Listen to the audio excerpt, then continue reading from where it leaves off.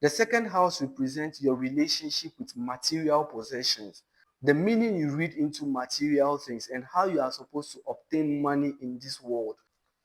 How can I get to know myself, understand my purpose and my mission here on earth through spirituality? It can be simple but very complicated if you don't approach it in the right manner. So if you are someone who has been struggling or wanting to get to know who you are on a deeper level, please pay attention to this video. Now, before we delve into this topic, I would like to draw your attention to one fact.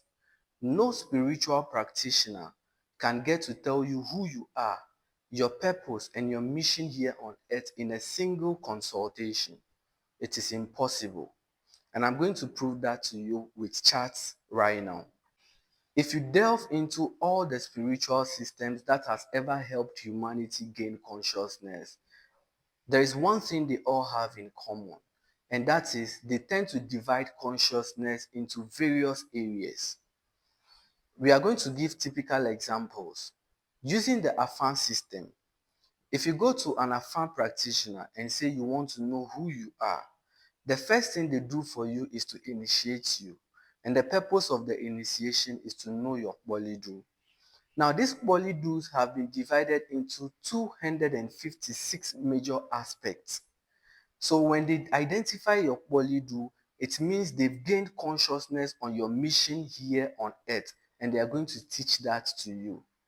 Now, inside that Polidu exists 16 major sacred histories. These histories contain stories that keep repeating in your life. So they tell you those histories or stories to help you gain consciousness of who you are and how you should live life moving forward to have a fulfilled purpose or mission here on earth. So if you study the AFAN system, they've also divided consciousness into 16 major areas. Now let's move to astrology.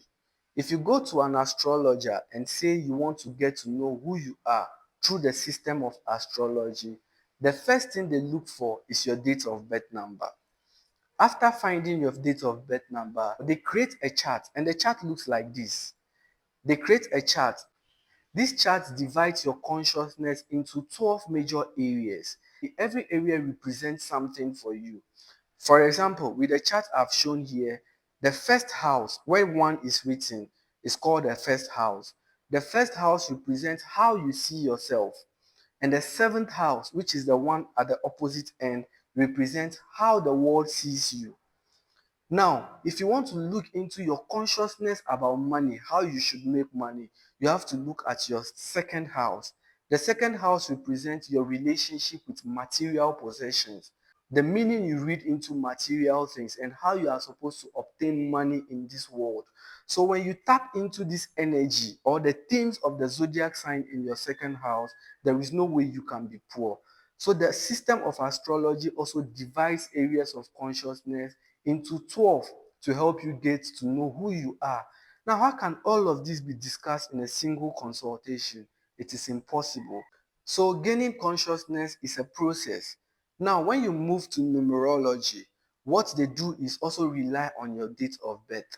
They add the individual digits in your date of birth, and whatever number they discover tend to hold significations that when you apply to your life, you will be able to have a fulfilled life.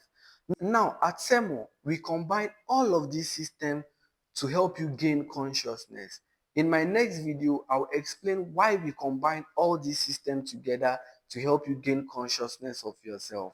Thank you all for your time and your attention. I will see you in my next video. Bye for now.